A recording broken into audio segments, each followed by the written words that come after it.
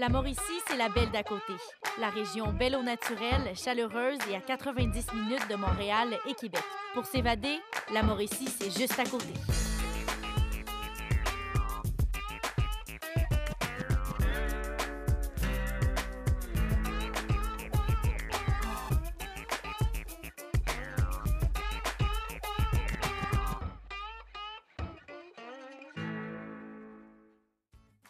Cette semaine, la belle d'à côté va se coucher moins niaiseuse parce qu'on découvre un attrait touristique majeur en Mauricie, Borealis. Et cette semaine, on découvre cette activité avec un couple de la région, Christine et Gilles.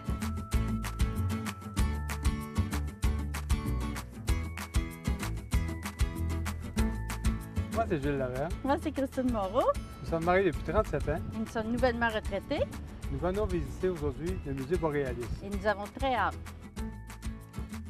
Bonjour Gilles, bonjour Christine, vous allez bien? Oui. Alors aujourd'hui, on se trouve dans un lieu historique de Trois-Rivières. On est à Borealis avec Émilie. Émilie, qu'est-ce que tu réserves comme activité à nos invités aujourd'hui? Aujourd'hui, en fait, à Borealis, on va d'abord faire une visite expérience, donc le tour guidé du musée ainsi que 2 activités. On va aller prendre un dîner sur la terrasse et on va continuer l'après-midi avec Premier Chiffre, qui est un des 3 parcours urbains de la Corporation de développement culturel de Trois-Rivières. Est-ce qu'on se sent prêt? Oui. On y va! Pour ce genre d'activité, on vous propose de mettre dans votre sac à dos un appareil photo, un sac à dos léger, un calepin et des crayons, des souliers confortables et votre curiosité. En fait, Borealis, c'est une ancienne usine de filtration d'eau qui appartenait à la Canadian International Paper. Dans le fond, j'ai ici une image de la CIP. En fait, la CIP a ouvert ses portes en 1920, les a fermées en l'an 2000 et a été démolie entre 2001 et 2006. Donc, en 2006, il restait les 2 cheminées. Vous voyez la grandeur de la CIP, c'est assez impressionnant. En fait, la CIP était la plus grande usine au monde au moment de sa construction en 1920.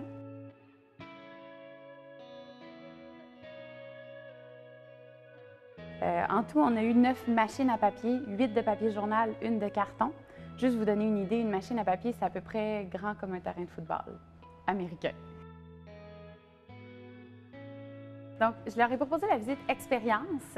Donc, c'est une espèce de 45 minutes de visite guidée. Donc, vraiment se promener dans l'exposition. On va vraiment parler là, de comment on fait le papier, comment les gens vivaient avec ça. Donc, quelles sont les différentes étapes, donc d'aller couper le bois jusqu'à la fabrication de la feuille.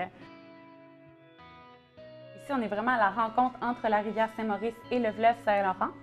Et c'est cette rencontre-là qui a fait de Trois-Rivières la capitale mondiale du papier journal. C'est un endroit stratégique, en fait, pour placer les usines de pâte et papier. Donc, on a d'abord parlé de la rivière en tant que telle, donc les grandes raisons pour lesquelles on va utiliser la rivière Saint-Maurice dans l'industrie des pâtes et papiers. Ensuite, on s'est arrêté un petit peu sur la drave aussi, parce qu'on avait des belles images donc de la drave des archives. En fait, en 1910, le gouvernement Gouin fait un embargo. En fait, les États-Unis n'ont pas le droit de venir chercher notre bois, le transporter chez eux, le transformer chez eux, puis nous revendre le papier. Et des pitounes de bois sur la rivière Saint-Maurice, il va y en flotter environ 125 millions par année, le plus fort dans les années 60. 125 millions de bio de bois par année sur la rivière, ça fait beaucoup d'écorce dans le fond, parce que l'écorce se détache, tombe dans le fond de la rivière.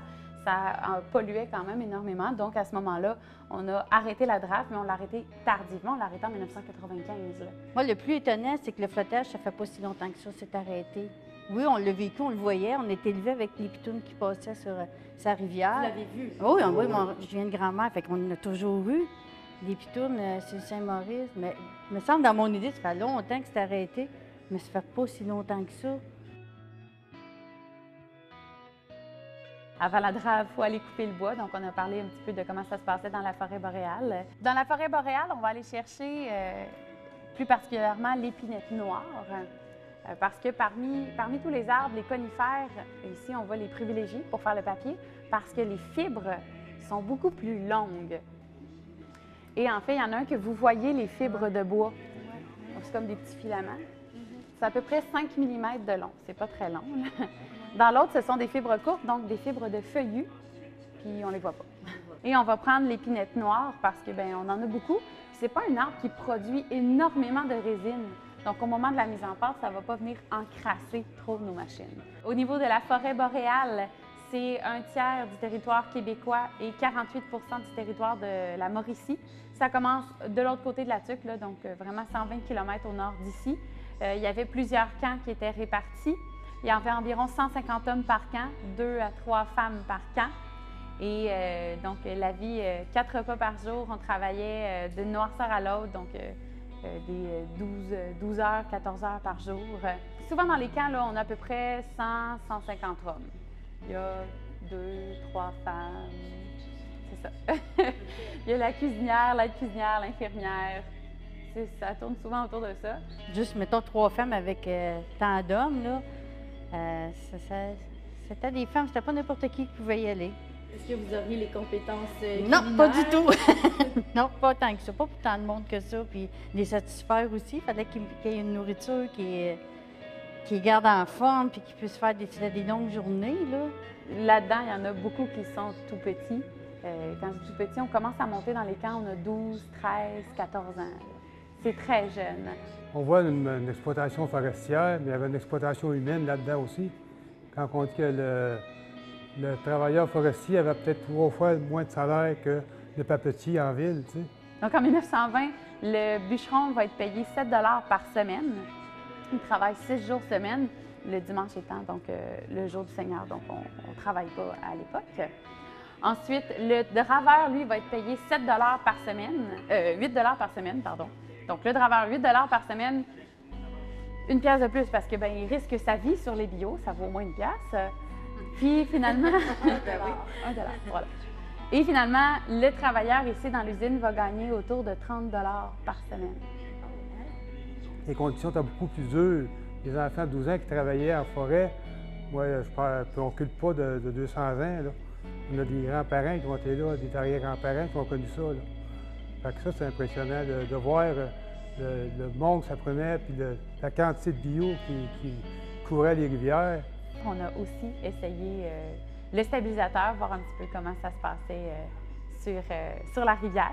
Donc, c'est ce qu'on a retrouvé qui ressemblait le plus. Donc, ce que je vais vous inviter à faire, c'est essayer de garder les pieds sur les trous et il ne faut pas que les côtés touchent.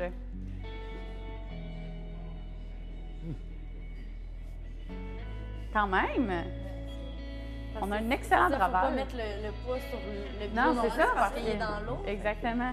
Ouais, ça devait prendre plusieurs saucettes, je crois, avant d'être capable de pousser un bio à la place qu'il voulait aller. Je pense que souvent, le bio gagnait, tu sais. C'est quelque chose d'avoir une stabilité tout le temps à la seconde près, là.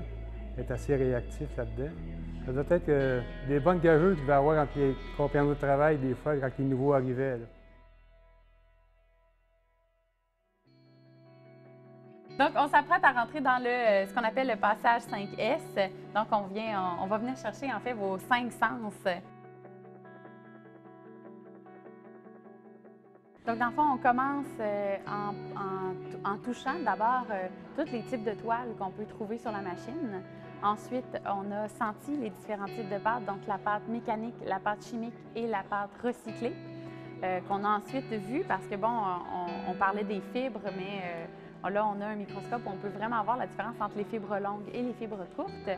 Ensuite, on a touché la pâte, donc vraiment 99 d'eau pour un seul % de fibres de bois. Et donc, en avançant tranquillement jusqu'à vers la fin de la machine, on est vraiment allé dans la partie où on pouvait donc goûter le sel parce que, bon, à côté de la machine, il faisait très, très chaud. Vous demandiez sûrement la partie goûter dans les 5 sens, mais vous pouvez la goûter ici. Nous avons la boîte à sel. Donc, c'est ce qu'on faisait à l'époque. On donnait des capsules de sel pour faire de la rétention d'eau, en réalité. Et ensuite, on a vécu cette chaleur-là en rentrant donc, dans la dernière partie de la cabine. Et là, on a vraiment entendu ce que les papetiers entendaient. Donc, autour de 100 décibels, c'était très, très fort. Les gars arrivaient. En fait, s'ils se parlaient, il fallait qu'ils parlent très, très fort, il fallait qu'ils parlent proche. Puis s'il y a quelqu'un qui passe à côté, il n'entend pas leur conversation, là. Vous voyez ici, donc on a un peu d'eau. Parce que vous allez le vivre, en fait. OK. Vous allez vivre la machine. Sachez que nous, on a changé les conditions. On a mis 32 degrés Celsius, on a mis 75 d'humidité et 85 décibels.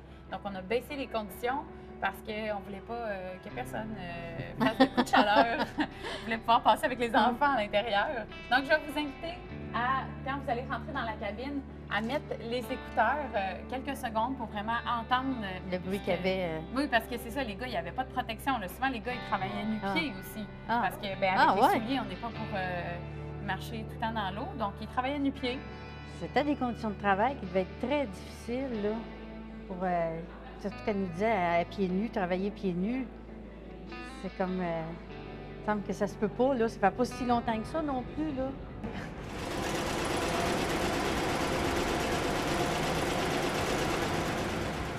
Je suis pas mal certaine que si je parle, il n'y a pas personne qui m'entend.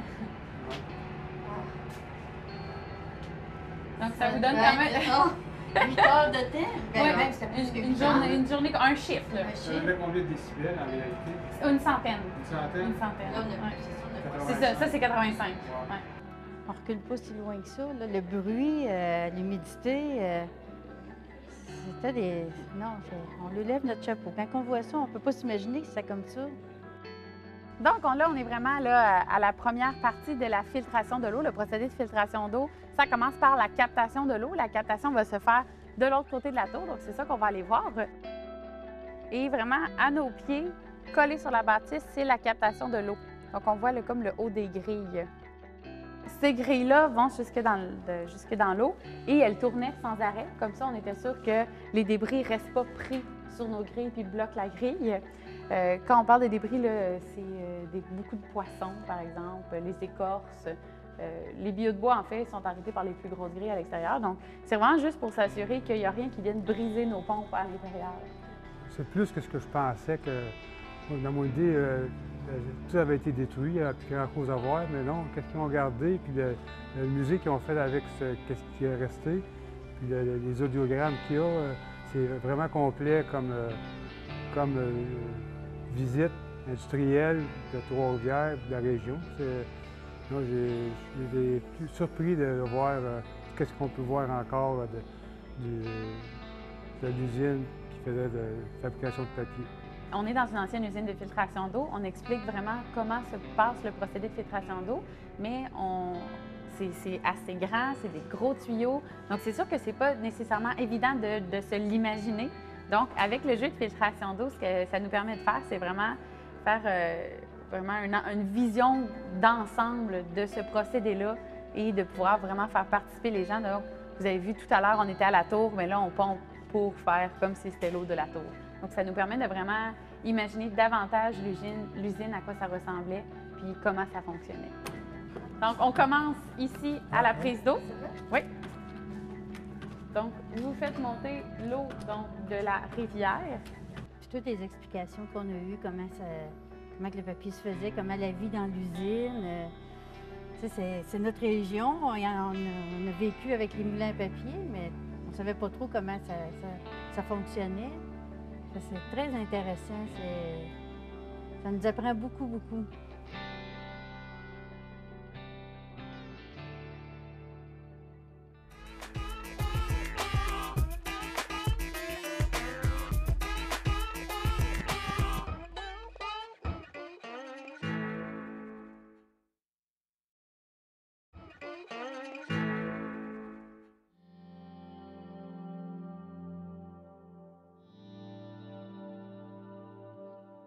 Donc, je vais d'abord vous montrer comment on fait le papier et par la suite, ça va être votre tour.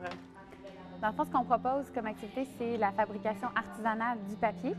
Donc, on va faire nous-mêmes notre propre papier, donc toutes les étapes. Vous avez vu, j'ai brassé la pâte. C'est une pâte recyclée qu'on a faite avec du papier recyclé mélangé dans notre mélangeur de cuisine. Je nettoie les côtés pour s'assurer qu'il n'y a pas de pâtes qui vont rester collées sur mon cadre. Oui, c'est comme vulgariser aussi la manière qu'on fait le papier. Fait que c'est pas si compliqué que ça, là, mais quand même, ça prenait des usines pour le faire, mais que tu peux le faire à la maison. Puis, ça a été très agréable à faire, ça. Ma petite fille va être contente de voir des petits papillons. va faire exactement les mêmes étapes qu'on a vues sur la machine à papier, mais de façon artisanale. Ils peuvent décorer, ça fait des superbes cartes de Noël ou des cartes d'anniversaire. Donc, c'est toujours apprécié. On fait ça dès l'âge de 5 ans. Donc, l'enfant est capable de le faire lui-même. C'est sûr que la partie du fer à repasser, on la laisse à un adulte, mais sinon, c'est quelque chose qui est très, très apprécié, des petits et des grands aussi. On peut le faire chez nous, puis familialement avec nos enfants, nos petits-enfants. Moi, je vois dans les moments de carte de fête, faire participer les enfants à ça, c'est très simple, en prenant de la pâte, en se faisant une pâte avec du papier recyclé qu'on a chez nous. Puis un petit ami, un moustiquaire, puis une éponge, puis on est capable de faire la même chose qu'ici. C'est une activité qu'on peut faire facilement avec les enfants.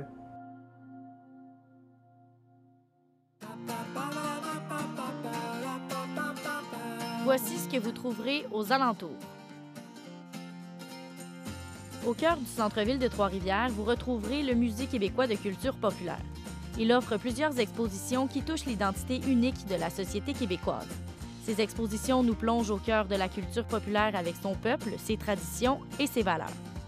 En bordure du fleuve Saint-Laurent et tout près du centre-ville, le nouvel amphithéâtre Cogeco vous attend avec une programmation riche. En saison estivale, cette imposante scène de spectacle extérieur vous offre une magnifique vue sur le fleuve ainsi que plusieurs spectacles. Hors saison, des productions de type cabaret seront également présentées.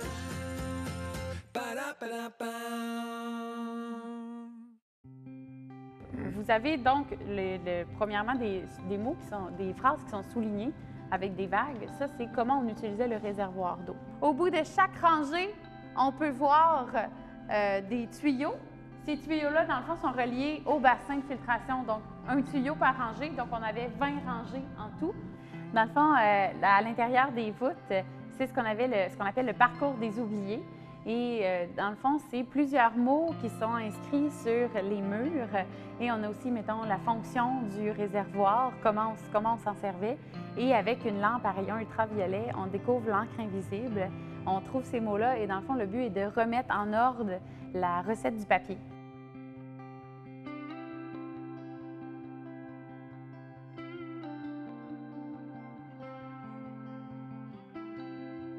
On l'a vu dans l'exposition, on l'a essayé dans le laboratoire. Je pense qu'on est capable de vraiment faire quel parcours fait la feuille de papier dans la machine. Et j'ai été très surprise parce qu'ils l'ont eu du premier coup. Il n'y a pas vraiment eu d'hésitation. Ils ont tous trouvé les mots et ils ont tout remis en ordre. Vraiment excellent.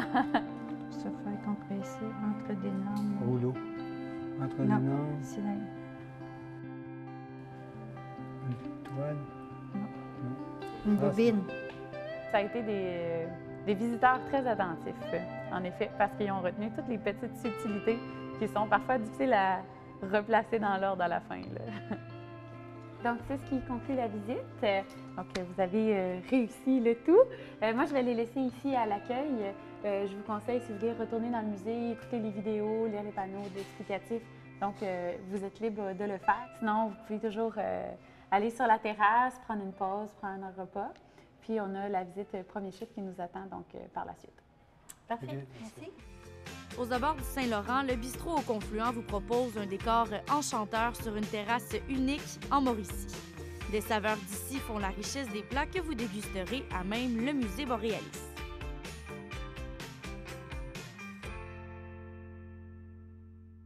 Alors, on a bien mangé sur la terrasse. Oui, Très très bien. bon. Oui. C'est bon. Puis une belle vue à face de l'île Saint-Quentin. Oui, hein? C'est très beau, oui. Est-ce qu'on est prête pour la dernière et troisième activité de la journée? Oui. Émilie, tu nous transportes, mais en fait, les écouteurs vont nous transporter un petit peu partout dans la ville de Trois-Rivières, là, tout près de Boréalis. Oui, dans le fond, c'est premier chiffre. Premier chiffre, dans le fond, si vous êtes un nouvel employé de la CIP, eh bien, on va vous faire le tour de l'usine et du quartier, parce que ce qui est habitué dans le quartier, si vous travaillez dans l'usine. Donc, tout est là. Vous avez le livret qui vous donne des informations complémentaires, la carte en arrière qui vous dit où aller. Vous avez aussi les verbatims qui sont inclus. Donc, tout ce qui est dit, vous pouvez les lire parce que des fois, c'est moins évident avec les témoins d'entendre ce qui est dit. Donc, moi, je ne vous donne pas vraiment d'indication à part le fait de faire jouer le iPod.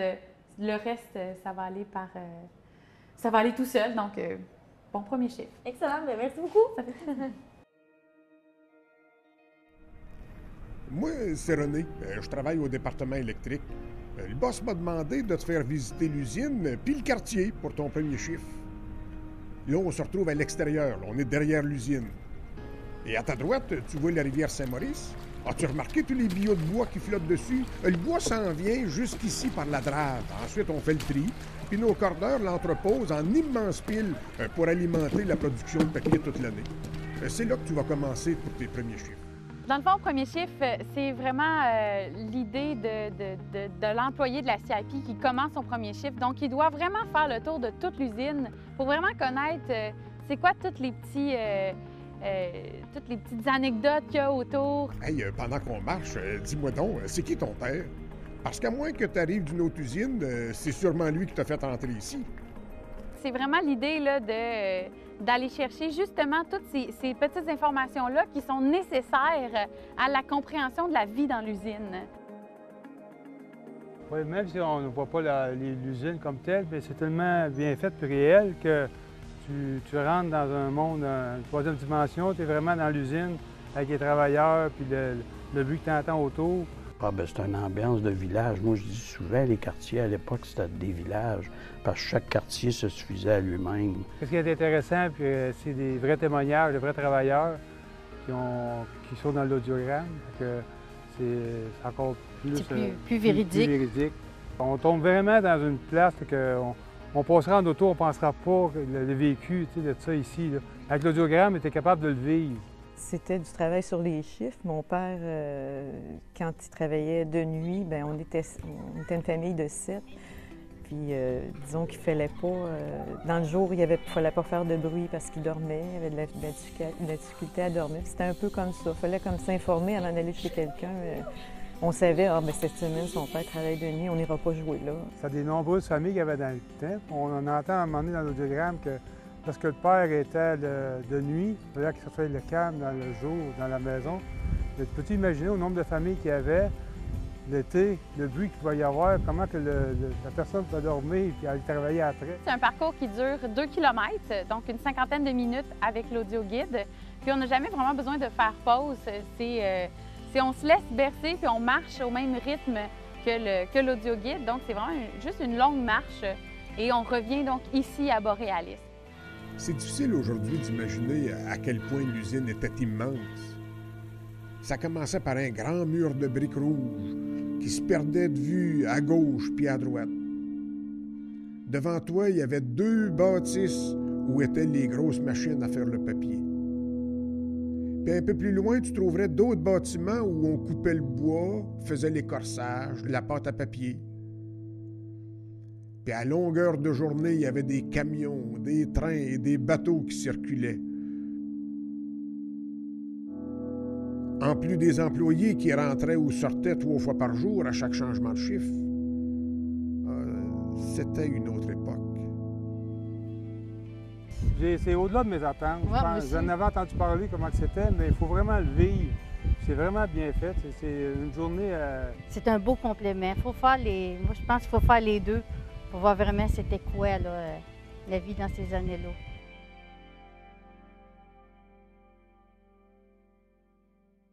Alors, la journée tire maintenant à sa fin chez Boréalis. Comment vous avez trouvé ça? J'ai bien aimé, j'ai apprécié beaucoup. Une journée très agréable, on a appris beaucoup. Puis le moment fort de votre journée, ça a été quoi? Bien, c'est de connaître l'usine, hein, qu'est-ce qui était l'usine, aussi de connaître la vie communautaire. Ah, la vie de quartier. Les deux sont vraiment liés ensemble. C'est vraiment un parcours complet à faire. Bien, merci beaucoup pour cet accueil chaleureux, Émilie. Bien, ça me fait plaisir. À la prochaine. Merci. Merci. Alors, à la maison, on se dit à la semaine prochaine pour une autre émission de La Belle d'à côté.